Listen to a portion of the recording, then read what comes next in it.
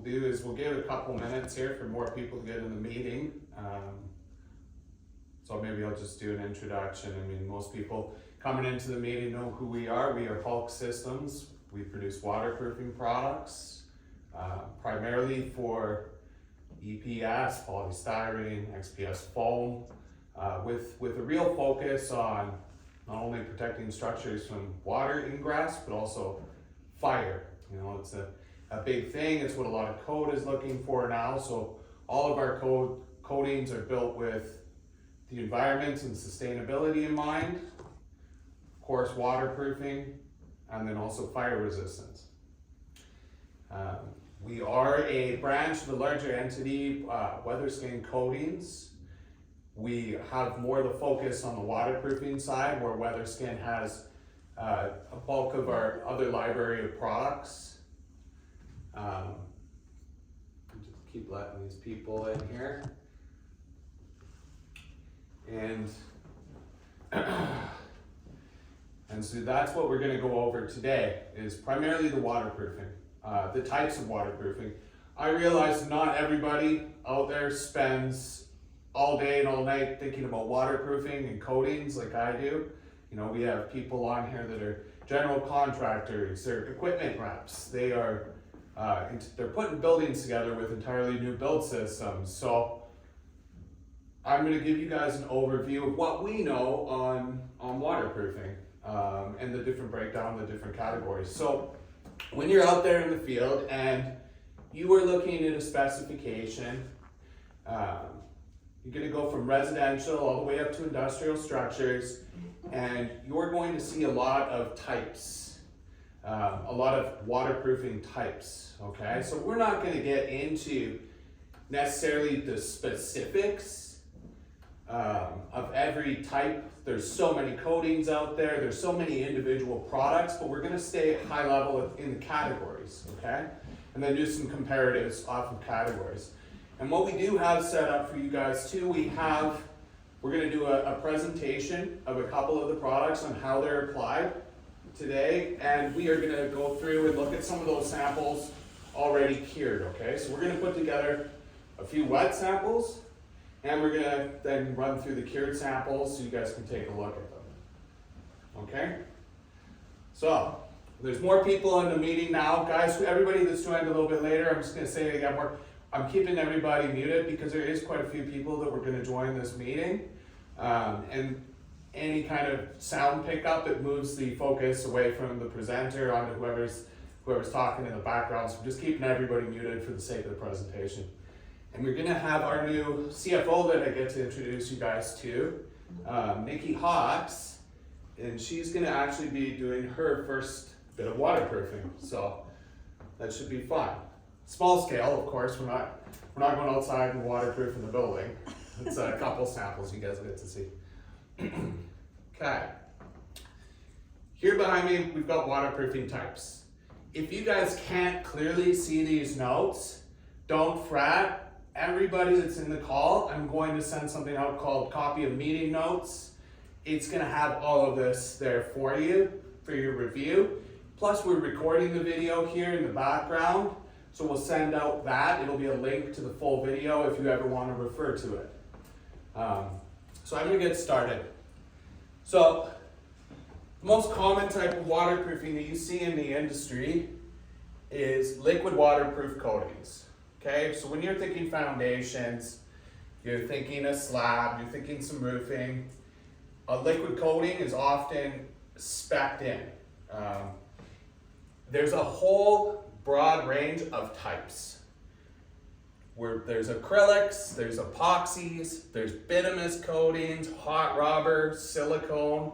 Okay, but so by liquid we mean generally it's a 1 or 2 part liquid that's sprayed on the wall, rolled on the wall, brushed on the wall, okay? There's some thicker, more viscous liquids. They're still categorized as liquids or sealants, and like mastics, the thicker body that might require a trowel, but they're still gonna be in this category, okay? You do have really easy single component products, meaning you spray it on the wall, And whatever that thinner is, whether it's water or solvent, comes out and it cures. Then you've got two component coatings where there's a reaction between the two parts, and that causes the curing. And you can get into quite technical coatings. We got Brian Baker from Weewa and Cloverdale here on the call. He produces these kind of pumps that are for spraying plural coatings. And so it's almost like a trade in itself, and that is much more technical than the general contractor is going to be used to when it comes to just putting on a coat of paint or a coat of waterproofing. Okay? All of those, they fall under liquid coatings. So because we want to make this fun, we want to keep you guys engaged, we're going to jump right over to the first sample. We're just going to show you an example of Nikki putting down a little bit of liquid waterproofing. Okay, so she's just throwing on some gloves here.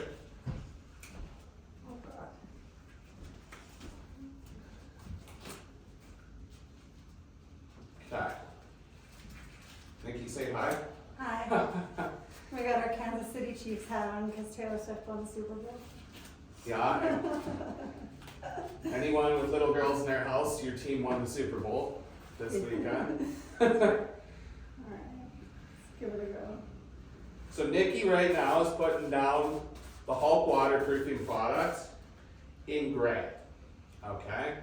So Hulk waterproofing, it's our acrylic waterproofing, our single component.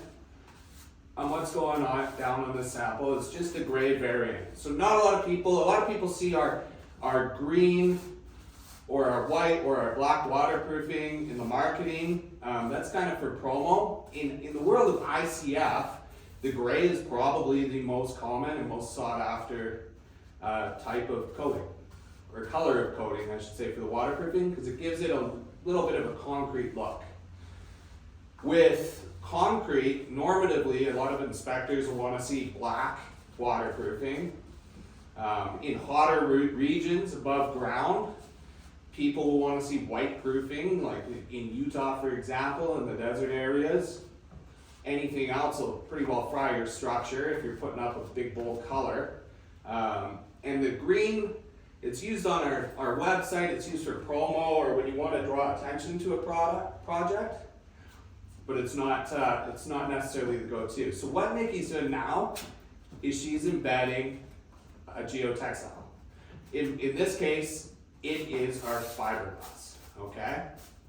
So I'm gonna jump back to the board and we'll talk about the fiberglass in a second and how it relates to our system.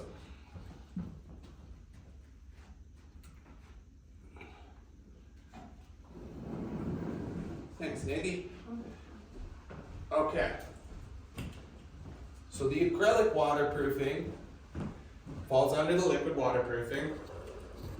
But down here, in this fifth type of category, we've got composite waterproofing. Okay? Now, composite waterproofing is a combination of a coating and textile. And when you combine the two, you're getting a new material with improved performance characteristics. Okay, so you're improving the strength, the ability, abrasion resistance, the impact resistance.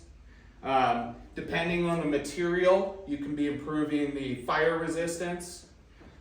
So it acts like a cast. So if you think of a cast on your arm, how you put on the plaster, embed the fiberglass and put plaster on, that's kind of a composite system, okay?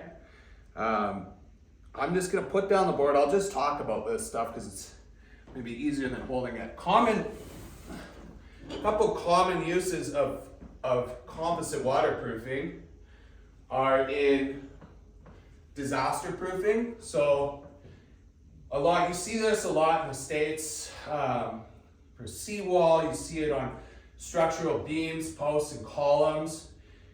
They are wrapping carbon fiber or fiberglass into roads, slabs, anything where that reverb can cause a structural collapse in a building. Okay, so it's for reinforcing the structure. It's also used for pipeline wrap. So when you're doing pipelines or bringing underground, you want something very aggressive to endure that mass backfill. You can't risk any punctures on a pipe, so there's pipeline wrap, which is fiberglass coating, fiberglass. Usually those are plural coatings, or they're something like an epoxy pipe wrap, and it's there to protect that asset. So this is our specialty, guys. If you guys are out there and you're talking about Hulk waterproofing, you're talking about composite waterproofing, okay? Yes, we can just put the liquid on the wall, right? We are very, very competitive to products like, say, rubber wool. So they have an acrylic. It's just with theirs, it's very, very high elongation, which compromises adhesion. So when you have that many elastomers in there, you kind of compromise your adhesion properties and your abrasion resistance. So we got about 400% elongation in our product. I think they're at 1800. So we went for more strength and rigidity in the structure versus the ability to stretch it out. Because if you lose adhesion and you get water behind those coatings, you get big bubbles, big blisters. This happened with a lot of stucco elastomerics early on that had too many latex elastomers embedded in the chemistry. So, talked a little bit about composites. So the examples that we're showing are composites today. Cementitious waterproofing. I've got here the examples: acrylic, polymeric, and polyurethane. So it is essentially modifiers, so a liquid modifier coating, that when you mix it with a mortar or a cement, you are getting a waterproof cement, okay? And that's your cementitious waterproofing. The stuff with the polyurethane is used more on the ground for slab. What we see on walls is more acrylic, the polymeric acrylic coatings. The reason the industry is speccing a lot more of this is over foam, you get a concrete look, you get that aesthetic, especially at the parging area, or they call it the belly band area, on the home. So that face needs to look like concrete. We've also seen a lot of examples where you have maybe an ICF or an XPS lined elevator shaft, or a bunch of parquet walls that you want to take out that block profile and you want to give it the look of concrete, and you need it waterproof. And another thing about concrete products is they are non-combustible. Okay, so you're adding this non-combustibility factor into your system. The coating that we just put down there, our acrylic coating, is actually a Class A rated fire coating. So when it pertains to coatings, Class A, you have a big range, but you're wanting a value under 25 in two categories: smoke density and flame spread. So your smoke density is how dense, how black is that smoke that's coming off of your product? How toxic, what is the emissions content? The danger level, essentially. You want that as low as possible. We are at 5. So we are Class A in that category. Flame spread is if I get a bit of flame exposure here, is it going to self-ignite and spread through my product? So we have a 10 in that category, well under 25. So we are a Class A rated fire resistant coating, okay? The cementitious, like I mentioned, it's mixed with a mortar or a cement. Ours, in this case, we have our own type of Portland cement, our mix that has been made to work with this coating. We can get it in a white for lighter finishes. We can get it in a regular gray for a little bit of a dark concrete look. The white can also be tinted as well, so you can add a tinting to the cementitious, and that will allow you a little bit of a color range as well, or it looks almost like a stain. So I'm going to flip the screen back, and what Nikki's going to do now, same concept, she's going to trowel down some cementitious coating, and then she'll be putting the textile on top. telling me it's as easy as 1, 2, 3. That is the secret, guys. 1, 2, 3. Like it's coating, it's textile, and it's coating. There's no big wait time in between those steps in the process. Right now, the reason we didn't coat over that textile with the acrylic right away is just for the sake of this video. But it could have been coated over immediately. Okay, so this is essentially, it's all one step. You're not leaving site waiting for anything. You're doing all of this process in one step.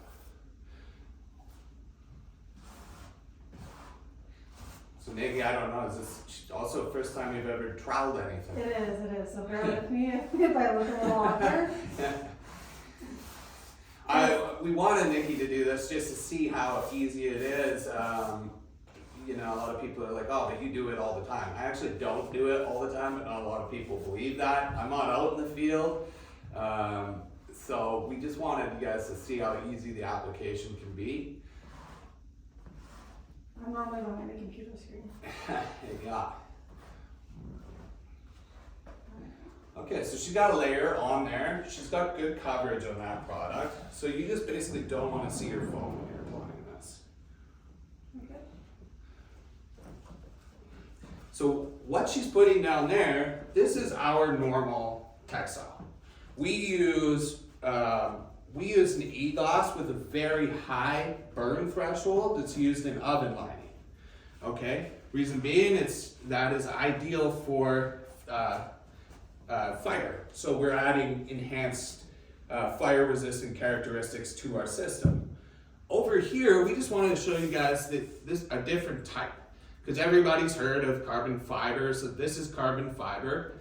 If you want to pay an exorbitant amount of money to have carbon fiber on your foundation, you can, but it's actually not going to be a superior coating underground. This has a whole bunch of pest deterrent built into it. So fiberglass is not, especially the woven, is not something rodents or mice like to chew on. It doesn't feel fun to chew through glass, apparently. So they tend to stay away from that. It's also, there's no ability in the coatings to grow mold or mildew or fungi, so there's no presence of any organics that grow over time. And this holds up a heck of a lot better in high acidity soil. So when you're thinking like compost grade, a lot of companies only test their products in regular soil. So they don't go ahead and test it in high acidic soil, which there's a lot of out there, and it's not been mandatory to have a pass on that until very recently for some specs. So you saw how that got trailed over, the fabric got embedded. So now Nikki's going to just do the second coat right over top of that.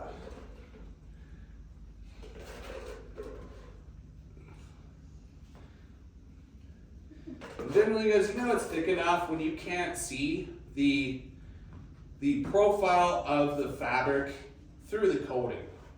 So when somebody's on a wall and they're doing, say, acrylic waterproofing, and you're trying to get the right amount of mils. Well, mils are way easier to gauge on a flat interior surface, like say drywall, or a piece of metal, because you're consistent, you have no, you don't have any breaks in the uniformity of the surface. What I mean by that is on something like ICF, you might have it where there's little profiles sticking out and it's more rigid. On concrete, you might have a little blowout area or maybe some potholes in the concrete where when you put your mil gauge there, it's not going to sit flat. So it doesn't give you an accurate representation a lot of the time. You can do the mil test with a laser, but just for being on site and being effective, what I usually say is spray this stuff until it starts to sag, which means you get a slight drip. It looks like it's heavy enough that it's about to go. Then put your fabric on. Then you want to coat it until you can't see that texture of the fabric, and that will get you pretty close to the millage that you want. Yeah, that looks great. You can take that bigger trowel, Nikki, and then just smooth it out more uniformly. So, this is also a high build product, guys. So it will take any kind of shape or profile out of a surface, and you'll get what looks like a smooth concrete wall. When we're building up things like pool systems, you need this high build layer in order to get a uniform monolithic surface that you can work off of. You can't do it with a coating, a regular liquid coating. It will just take the shape of everything on the wall, where this will, it's got enough body that you can get a uniform level layer, okay? We'll talk more about that. And Nikki's just gonna put the second coat onto the liquid waterproofing. Around the table.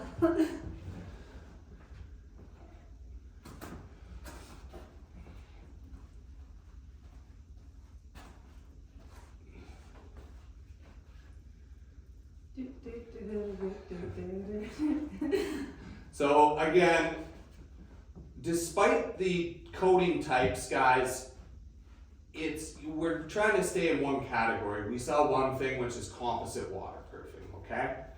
At Hulk, and that is the primary thing that we sell for foundations. We're going to go into later seminars where we discuss the plural system, and I might have even Brian be a speaker in regards to that if he's willing. And some of the installers that install it already, such as the Permatech boys, to speak to it.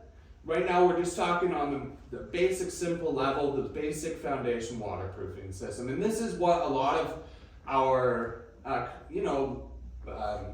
custom builders and our ICF manufacturers and their builders, this is what they're interested in selling in the field in large volumes. And it's probably our simplest, easiest to train system as well. So it doesn't require a lot of education to learn how to do this. Of course, there's tips and tricks in the field that you're gonna pick up, and we can teach you to working with this, like how to finish around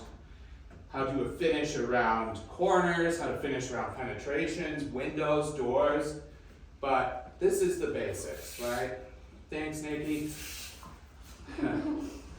Okay.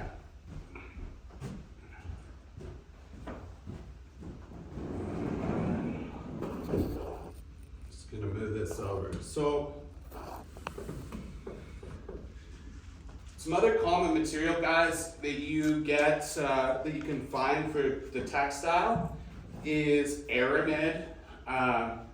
Basalt is really interesting. Basalt is lava rock, and it can be woven into a textile. It's extremely hard to find right now because if you think of the raw good as being a mined rock, it's maybe the most common rock on the planet. The only place with loose enough rules for processing that stuff though and making it is unfortunately kind of the war zone over in the Ukraine area right now. So China's been able to purchase a lot of the basalt, and North America is not allowing it to be bought and brought over here right now. The basalt has the highest flame and fire resistance properties out of all the textiles. So we are working to hopefully bring a basalt textile here at an affordable price that will enhance the spec of our fire resistance greatly, given that it's lava rock, for our systems like our EFIS systems and our waterproofing systems. So I know everybody's always looking for more and more in terms of fire resistance, and that's going to be kind of our next step in that evolution. So what we got here, and like I said, I'm going to get you guys this video and notes, but I've drawn a structural matrix here. It's not a great drawing, but if you think, when you think of these fabrics, you think of a wire mesh that they put into stucco, or some of the webbings that they put in the EFIS systems. What that does is you put the coating or you put the mortar or the stucco on it, it gives it a structural matrix to disperse load and force, okay? So impact, weight, or load and force can be distributed throughout without compromising the structural integrity of the coating or taking it away from the coating and hopefully reducing failures, whether it's pieces falling off the wall, big cracks and fissures. And if those pieces do loosen up, it'll isolate it to smaller sections that do fall off after impact. So and a lot of people are familiar with stucco, right? You do have the wire matrix in there, or it looks like chicken wire, right? A lot of people have seen the blue webbing that like Drive-It uses, and I think Stowe has a webbing as well. There's cloth and roof systems that's been laid down, and then of course the textiles like we have. But what that does is it carries weight away from the point where it's introduced, distributes it through the system, and force, it carries it away and distributes it through the system, and really reinforces and strengthens the entirety of I'm hesitant to say the structure, but the structure of your protective coating system, okay? I just am hesitant to say structure because I don't want my mouth warranting entire building walls with our coating. And so I'm gonna keep it to just the coating system. So hopefully that gives you guys a good understanding on the composite waterproofing. The other types which we know, and we see a lot in the field, is sheet membranes. Sheet membranes are usually, we're using a primer or an adhesive back. They're stuck on a wall. We stick them on. You've got more rigid sheet membranes like the Dimple boards. Roofing, you see some PVCs and EPDMs, but you're essentially rolling out rolls. You're either heat welding those seams, or it's just a sticky back where you're putting it up on a vertical wall. So that's another common type. The other type you see in a lot of specs, and this is more relegated to commercial and industrial specs, is rigid waterproof, water resistant sheathing. So sometimes we'll see a spec that calls for liquid with sheet membrane as flashings and corners and around penetrations, and then they want a rigid, very high density XPS rigid with an asphalic board somewhere behind it. So you see these systems that are multiple layers built out on, like we're looking at PCL's pump stations right now, and some way stations. So those are your other most common category or type. What I'm gonna do, guys, is bring the presentation over to some samples, and these are cured samples. So, and Harvey, I saw a couple more people joined here. This whole video is gonna be available to everybody pretty soon, and then all the meeting notes are coming as well. So anything that you feel like you missed, it's coming. Don't worry, we'll send you a little link. Okay. So this is an example of what Nikki just did, the acrylic, but it's cured, it's dried, okay? So see here, you've got just the acrylic on the foam. And there's still a little bit of give to it. Then that textile got embedded, and then the second coat got put on, and there's almost no give. This you can hit with a hammer, okay? So that's what we mean by, if you've got just the coating or just the fabric, it's gonna have its own unique properties and performance attributes. Once they're combined, you're getting a new material. That's a composite material, okay? It's the inclusion, again, of liquid, the textile, and the liquid again. 1, 2, 3, but really all one step, okay? Because you're not waiting for anything to cure.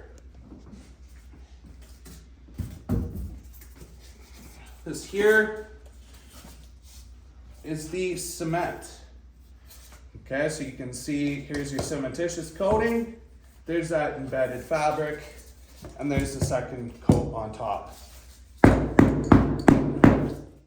You're not breaking that, you're not denting that. It's an incredibly hard coating. Can you jump on it? Can I jump on it? Yeah. You can jump on it. She's gonna videotape it with her phone and then we'll send that to you guys.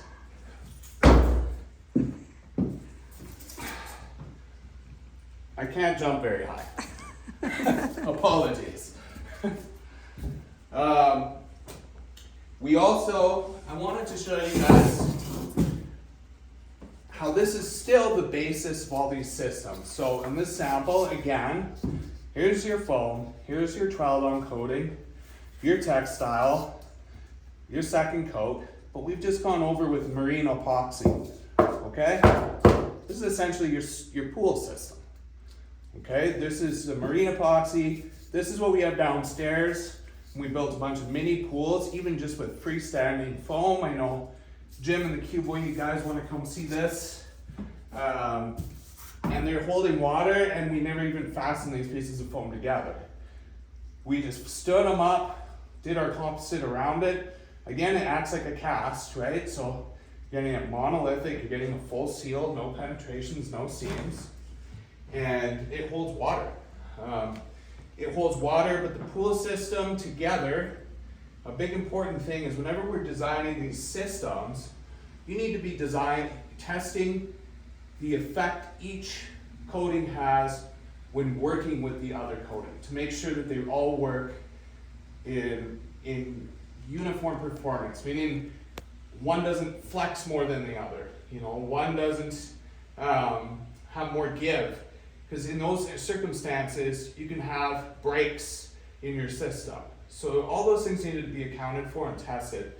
When you're doing pools, you're dealing with large amounts of force. You think about the expansion, contraction that happens with freeze thaw, but you also think about just how much force it is to go from an empty void to holding thousands and thousands of gallons of water.